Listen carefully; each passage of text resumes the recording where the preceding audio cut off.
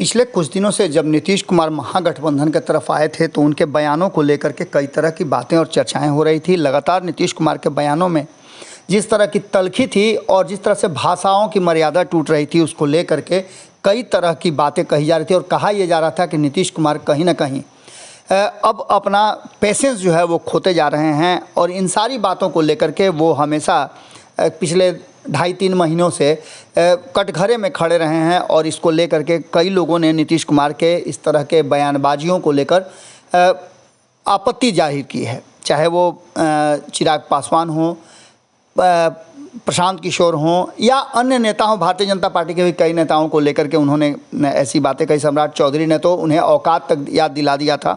लेकिन खैर, इन बातों को लेकर के जैसा कि आप सभी जानते हैं कि 2 सीटों पर आज मतदान जारी है और मतदान से ठीक पहले नीतीश कुमार ने साइकोलॉजिकल वार करने का प्रयास किया है। हालांकि वो चुनाव प्रचार में नहीं गए हैं, लेकिन इसके बावजूद भी उनका जो बयान आया वो काफ़ी विस्फोटक है और कहीं ना कहीं राजनीतिक हलके में तबाही मचाने वाला है।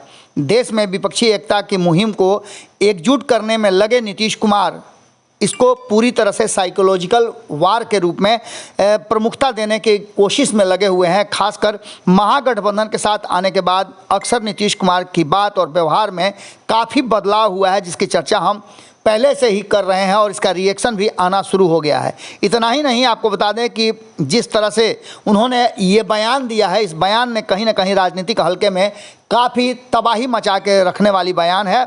और इस बात को लेकर के जहां एक तरफ नीतीश कुमार का ये बयान आया, वहीं चिराग पासवान भी नीतीश कुमार के इसी रिएक्शनकारी आक्रमण को लेकर के काफ़ी तल्ख हैं। इस अंदाजा में नीतीश कुमार का पहला हमला नहीं है, बल्कि वो लगातार अटैक कर रहे हैं और सामने वाले को परेशान कर रहे हैं। चिराग पर हमला क्यों कर रहे हैं, इसके पीछे का कारण आप जानते हैं कि 2020 के चुनाव में उनको ऐसा लगता है कि चिराग पासवान ने उनकी कम सीटों को लाने में भारतीय जनता पार्टी की मदद की है और भारतीय जनता पार्टी के इशारे पर यह सब कुछ हुआ है।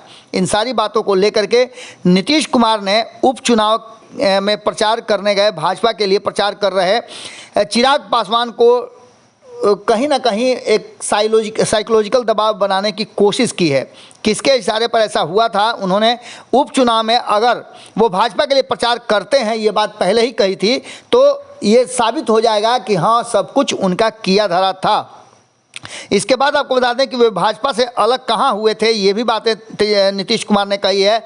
लेकिन इतना कहकर ही नीतीश कुमार अपनी पूरी तरह से जो कहा जा रहा है कि गुस्सा जो है नहीं समाप्त कर पाए और उन्होंने पूरी तरह से इस गांठ को खोलते हुए कहा कि रामविलास पासवान ने दिल्ली में दूसरी शादी की थी।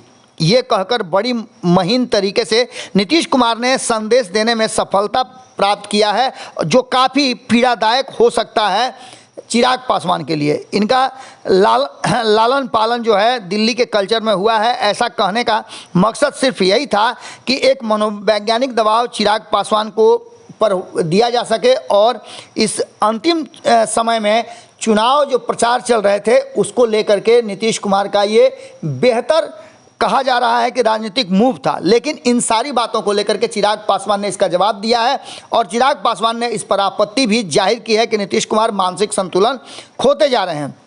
बात यहीं तक नहीं है, इसके अलावे भी कई ऐसी बातें हैं जिसको लेकर के पूरी तरह से नीतीश कुमार और चिराग पासवान ही नहीं, प्रशांत किशोर के विरुद्ध भी नीतीश कुमार के बयान के बाद ये बातें कही जा रही है कि कहीं ना कहीं प्रशांत किशोर भी अब अपना लक्ष्य खो गए हैं और प्रशांत किशोर जिस तरह का काम कर रहे हैं, हालांकि रेते भी नीतीश कुमार ने किया था और इस पूरे मामले पर नीतीश कुमार ने स्पष्ट तरीके से प्रशांत किशोर को कटघरे में खड़ा करते हुए कहा था कि हर हर मोदी घर घर मोदी का लोकप्रिय नारा देने वाले प्रशांत किशोर फिर से नीतीश कुमार का भी नारा दिए थे। लेकिन अब नीतीश कुमार के निशाने पर है। उन्होंने कहा कि वो भारतीय जनता पार्टी के लिए काम कर रहे हैं।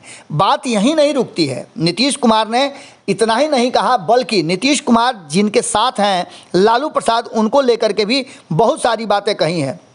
2014 के लोकसभा चुनाव में जब नीतीश कुमार राजद की छतरी के तले महागठबंधन में वापस आए थे, अपनी सरकार बचाया था, तो वो सारी बातों को भुला गए थे।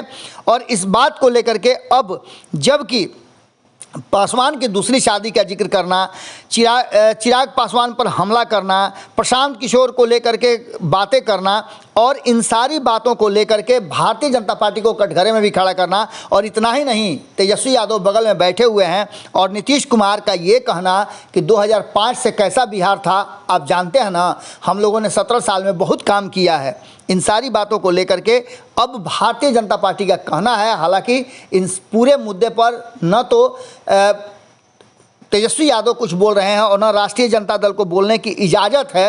राष्ट्रीय जनता दल के सारे नेताओं पर आपने देखा कि किस तरह से चुप्पी लगा दी गई है। और वहीं आपको एक बहुत बड़ी बात बताते हैं कि रोहिणी आचार्य ने चुनाव के मतदान के ठीक पहले एक पोस्ट किया है ट्विटर पर। उन्होंने लालू प्रसाद के मुंह पर उंगली दिखाई है और इसका सीधा मतलब है कि चुनाव तक सभी लोग चुप रहें। हालांकि उसका अर्थ तो दूसरा बता रही हैं, लेकिन सीधी तरह से ये कहा जा रहा है कि इसका सीधा मायने है, चूंकि लालू प्रसाद उनसे मिल करके सिंगापुर से आए हैं, तो ऐसी स्थिति में लालू प्रसाद की मनः स्थिति को वो अच्छी तरह से समझ रही हैं। और इन सारी बातों को लेकर के भारतीय जनता पार्टी ने कहा है कि नीतीश कुमार का मानसिक संतुलन लगभग धीरे धीरे गड़बड़ा गया है और उम्र का दबाव उन पर बढ़ता जा रहा है।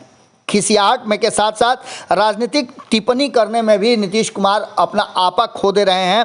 और ये बताता है कि वो कहीं ना कहीं अब उनका चाल चरित्र और चेहरा बिल्कुल ही बदल गया। देखने वाली बात होगी कि नीतीश कुमार के इस हमले, और कहा जा रहा है कि मानसिक जो दबाव बनाने की कोशिश थी उसको किस तरह से लेते हैं दोनों ही सीटों पर हो रहे उपचुनाव में मतदाता। क्या इसका कोई विशेष असर रिजल्ट पर पड़ेगा?